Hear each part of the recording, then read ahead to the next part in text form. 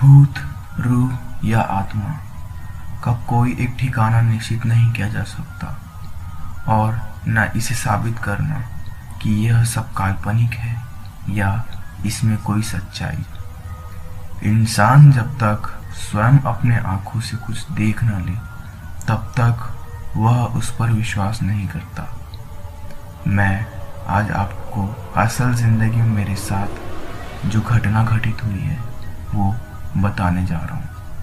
इसे झूठी या मन गढ़ंत बनाई हुई कहानी ना समझें। इसमें से बताई गई हर बात सच है। कहते हैं संसार की ज्यादातर सभ्यताओं में रात के 3 बजे का वक्त सबसे गहरे अंधेरे वाला और शापिंग माना जाता है। माना जाता है कि इस समय सुपरनेचुरल शक्तियाँ, रूहें, बुरी आत्माएं, शैतान सबसे ज़्यादा सक्रिय होते हैं और ताकतवर भी। बाइबल के मुताबिक जीसस को दोपहर के 3 बजे सूली पर टांगा गया था। इसलिए रात के उस वक्त के हिस्से को नकारात्मक, अशुभ और पैशाचिक माना जाता है। दुनिया के कई हिस्सों में कई लोग कई बार रात के शैतानी पहर यानी 3 बजे अविश्वसनीय अनुभवों और अजीबोगरीब घटनाओं से गुजरते हैं, जिसमें मैं भी फंस गया था। यह घटना 2013 आज से ठीक 4 साल पहले की बात है। उस वक्त मैं घूमने और भूतिया जगहों पे जाने का शौकीन था। मैं भूत प्रेत की किताबें, सुपरनेचुरल चीज़ें और शापित भूतिया जगहों का रिसर्च करता रहता, जो मुझे आगे चल के भारी पड़ गया। कलकत्ता, जहाँ साल के आखिर में सबसे बड़ी पूजा होती है, यह पूजा 5 गांव से ज़्यादा मिलकर करते हैं। ये रात 10 बजे से लेकर 2 बजे तक चलती है। मैं और मेरे बड़े भाई हम ज़रूरी काम से कलकत्ता आए थे। इस दौरान रिश्तेदारों ने हमें भी दुर्गा पूजा में आमंत्रित किया। मैं और मेरे भाई अपने होटल जाकर तैयार होने लगे। हमारे होटल से दुर्गा पूजा मैदान लगभग 1 किलोमीटर की दूरी पर थी। इस दौरान भाई ने कहा, पूजा मैदान सामने है, गाड़ी की क्या ज़रूरत, पैदल चलते हैं। मैंने भी हाँ में हाँ मिला दी। होटल से पैदल निकलते ही मैदान के लिए जाने का 2 रास्ता पड़ रहा था। एक जहाँ भीड़ बहुत दिख रही थी, हमने तय किया दूसरे रास्ते से जाने का, जो कि बहुत ही अच्छी और चारों तरफ से पेड़ से घिरी हुई। हम उस रास्ते पर चल पड़े। उस रास्ते पर उस वक्त मुश्किल से 1 या 2 इंसान दिख रहे थे, जो कि वहाँ के सहज सथनीय थे। ना वहाँ ज़्यादा जानवर दिखे, ना ही लोग। हम दुर्गा पूजा के लिए मैदान पर पहुँच गए। दुर्गा पूजा आरंभ होते 11 बज चुके थे। देरी से पूजा चालू होने की वजह से पूजा खत्म होने में 2:30 बज गए। वहां से निकलते हुए 3 बज रहे थे। वापसी में हम उसी रास्ते से होटल की ओर निकल पड़े। उस रास्ते में उस वक्त बहुत ही ठंडक और शांत माहौल था, जहां एक इंसान ने ना ही कोई जानवर। हम सहम गए। हम बात करते करते जा रहे थे कि अचानक दाईं ओर की एक पेड़ जोरदार हिलने लगी, जैसे कोई उसे पकड़ के हिला रहा हो। हम डर गए। मैंने भाई को पूछा यह क्या था। उसने अंदाजा लगा के बोल दिया कोई जानवर होगा।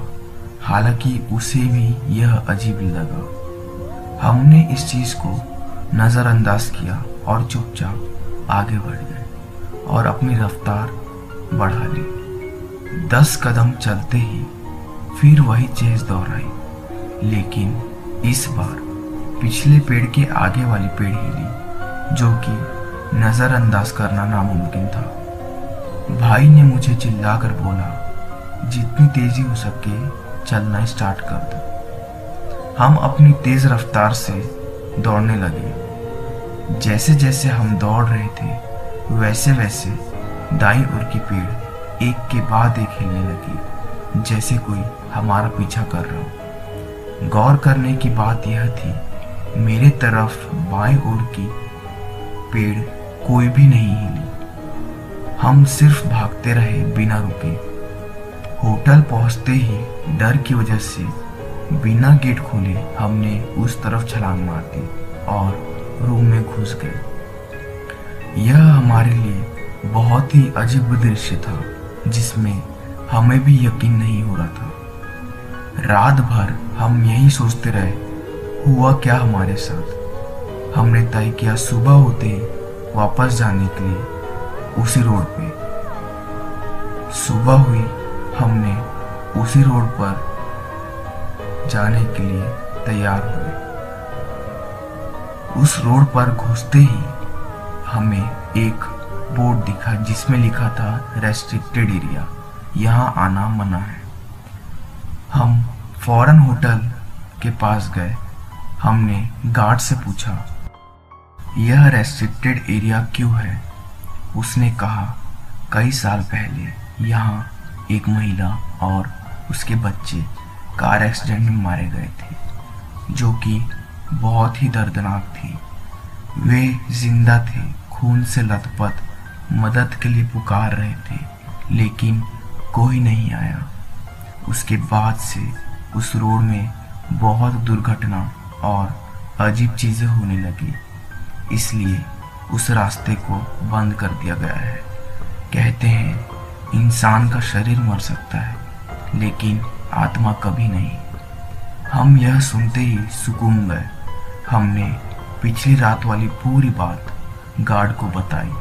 वो कांप गया और कहा, सर आपको वहां जाने की क्या जरूरत थी? उसने अब हमको पूरी बात बताई। उसने कहा, जो एक के बाद एक पेड़ हिल रही थी, वह औरत की प्रेत थी। जब पहली बार पेड़ हिली, अब शक्ति प्रेत चाह रही थी आप पेड़ के पास जाकर देखिए कि कौन है, लेकिन आप नजरअंदाज करके आगे बढ़ गए। और जैसे जैसे आप दौड़ने लगे, वह एक के बाद एक पेड़ पर छलांग लगाते हुए आपका पीछा कर रही थी। अगर आप उस पेड़ के पास चले जाते तो वह रूह की प्यास से रूह ले लेती और आप यहाँ जिंदा नहीं होते। यह सुनकर मैं सदमे में आ गया। ऐसा भी कुछ होता है। दुनिया में रूह आत्माओं के बारे में बहुत सी भ्रांतियां विकसित है। कई लोगों ने इनका आभास किया है, तो कोई लोग इन्हें देखने का भी दावा करते हैं। इन रूहों का अस्तित्व में कितनी सच्चाई होती है, इसके बारे में लोग अलग अलग राय देते हैं। इस घटना को मैं आज भी सोचता हूँ, इसे सच मानो या एक वहम, ये आपके ऊपर है। इसे आप कोई सुपरनेचुरल घटना समझो या एक साधारण चीज समझकर भूल जाओ। इस घटना के बाद से मेरी जिंदगी में और भी अजीब अजीब चीजें होने लगी, जो मैं आपको अगले वीडियो में बताऊंगा। उसके लिए सब्सक्राइब करें और राय दीजिए कमेंट बॉक्स में। धन्यवाद।